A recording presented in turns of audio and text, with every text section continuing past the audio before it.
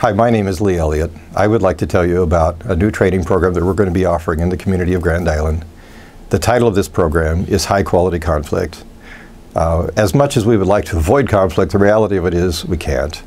It's with us all day, all the time. It's just a natural state of being alive. It is what we have to deal with. We have found, for example, that managers in the world of work spend around 40% of their time addressing conflict in some manner.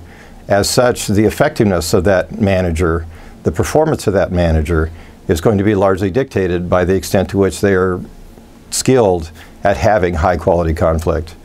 Moreover, organizations that have high-quality conflict are consistently top performers.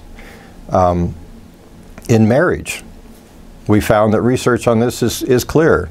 The duration of a marriage is largely impacted by the quality of conflict that the couple experiences.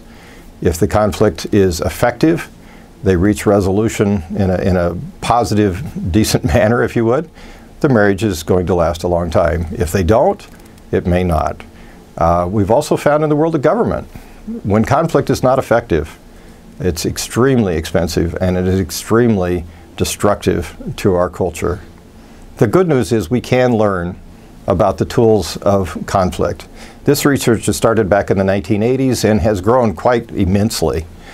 We know, for example, that one of the most fundamental skills that we have to have in the world of conflict is the ability to communicate. In particular, we need to be able to listen. Research shows we're only about 25% effective at listening, and we must increase that level of effectiveness at listening if we're going to have high-quality conflict.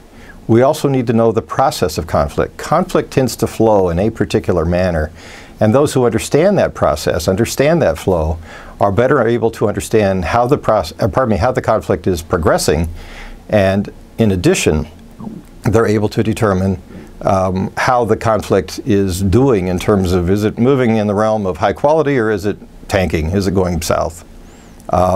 We also will learn tools of conflict. For example, if you're dealing with an individual who's extremely emotionally distraught, the conflict is not going to go well unless you learn how to soften that person's emotions.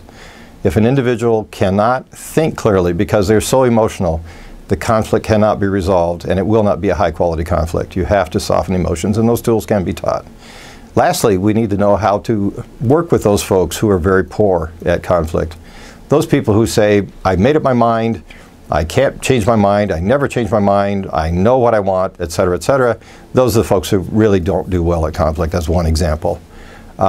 We do know, folks, that we can improve the quality of conflict that we experience, and as a consequence, we will experience the improved quality of life. To register for this training, contact Julia at the YWCA. We do expect the program to fill quickly. Please register as soon as possible.